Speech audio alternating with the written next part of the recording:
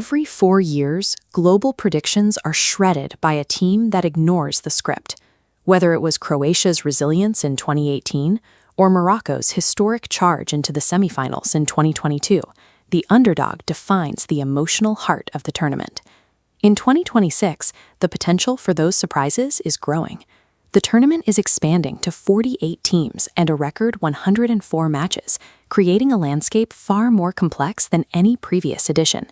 The math of the tournament has changed. 12 groups of 4 will compete. While the top 2 advance, the 8 best third-place teams now enter a brand new round of 32. Teams no longer need to win every game.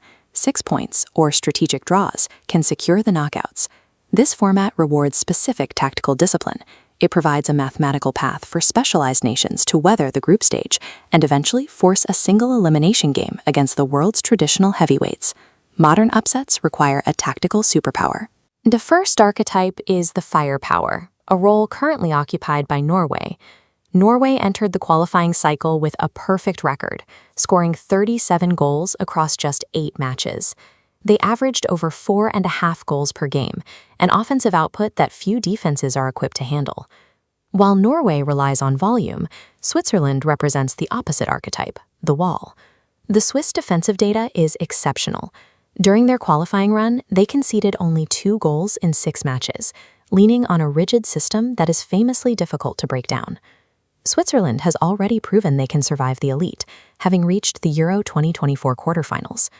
They now face a Group B draw, where their defensive lockdown makes them the favorites to advance, ahead of Canada or Qatar.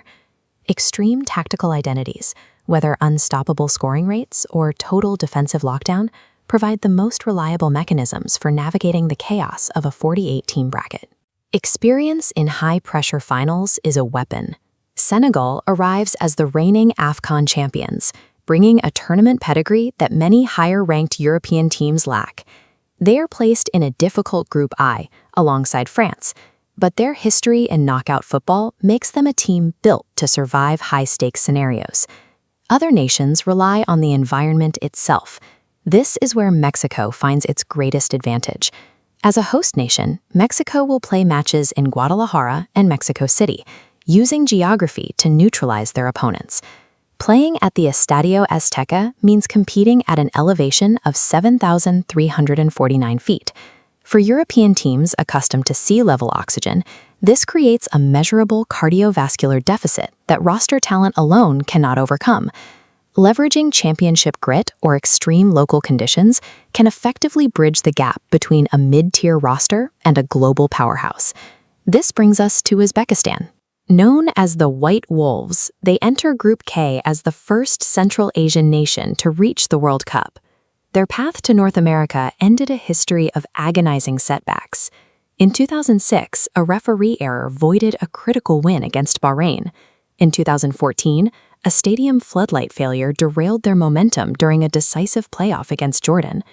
The curse finally broke in June 2025. A scoreless draw against the UAE secured their qualification, sparking national celebrations and gifts from the president. Manager Fabio Cannavaro has built this team around a disciplined core, including Manchester City defender Abdulkadir Husanov and the creative playmaker Abbasbek Fayzulayev. Uzbekistan's debut highlights how the 48-team expansion changes the makeup of the tournament. By increasing the qualification slots for the AFC, the field now includes nations that previously spent decades narrowly missing the final cut. On the pitch, Cannavaro utilizes a 5-4-1 low block. This rigid, synchronized system shifts laterally to physically suffocate passing lanes. This structure held the Netherlands scoreless for 90 minutes, providing the defensive masterclass needed to frustrate Portugal in the group stage.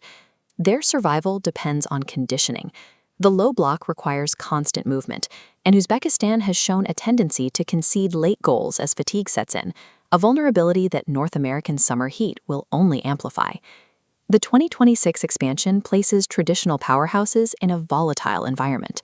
Specialized underdogs now have the structural support to survive the groups and introduce genuine chaos.